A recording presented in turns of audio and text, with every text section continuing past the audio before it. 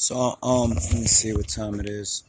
It's 3:25 a.m. Saturday, March 29, 2025. I'm gonna hang up a sign right exactly here. So this is where I was standing when the whole thing went down or occurred, pardon my French. My phone dropped on the ground as I was getting punched in the head here. Now, you know, I admit that wasn't very wise for me to tell somebody to hit me again. But, again, if somebody tells me to hit them and I don't want to hit them, I'm not going to hit them. But the guy obviously wanted to hit me, but I don't think it was a white guy that hit me. I think it was a black guy beside him. But at the end of the day, I think the black guy is just like a stool pigeon for the white guy because, he just, I don't know, man. He just seems like it, man. Like, I when the white guy turned and walked away, before he go anything like the guy was standing right here, the black guy. The white guy was standing right here. I was focused on the white guy. The black guy hit me from this way because I know the direction I got hit. I got hit right here on the side of the helmet, and I fell to the ground like this.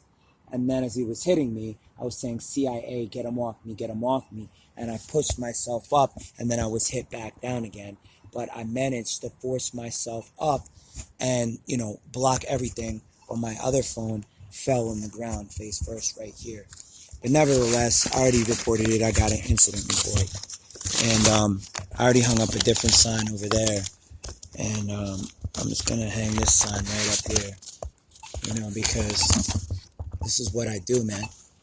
I don't stop doing what I do because of a day at work where it's not the funnest day at work. It's never fun for someone to get into a confrontation where it's a physical confrontation, even if I'm wearing protective gear. Even if I'm not, it's never fun. Even MMA fighting, I fight to take the frustration out, and that's what guys do sports. And I've been doing sports my whole life. But we put gloves on in the ring. But even then, I remember the first time actually sparring with somebody, it didn't feel so good because I didn't get no hits in. But that's law enforcement, you know what I mean? Even as a police officer, as a forensics officer, you don't get any hits in. You eventually, you level up. And the key is, as a police officer, not to hit back, but to cuff. Now, the good thing about it is I didn't hit that guy. I could have.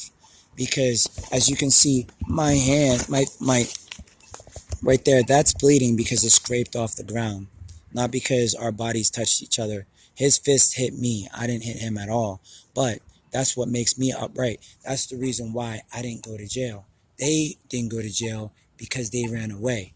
When I said what I said, you saw who was the last person standing. When the one guy that was with them, it was the third person. There was a crew of them standing here. He attempted to, lift me up. And I don't know if he did that just because he knew I was filming or not. But I pointed at him and I said, hey, man, you stay away from those guys. You're going to end up in jail with them.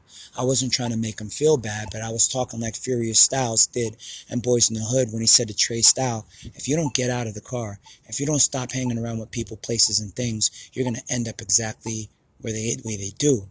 And I'm going to end it like this, man. It's better to die as a police officer than to live as a criminal. But I'm not going to die because police officers never die. But I'll tell you one thing. It's better to be remembered as a police officer when the night is over, because you'll see me tomorrow. And you're going to see me, like I said, I'm going to be alive until I'm 100 years old. But I just want you guys to know this is not something you experience. And ladies and little boys and girls, this is not something that you experience. Don't watch my vlogs and think that, oh, you got to be scared or something bad is going to, ain't shit going to happen to me. This is life as a Pittsburgher. When you live in city, this is life in the world. Even if you live in the smallest town in America,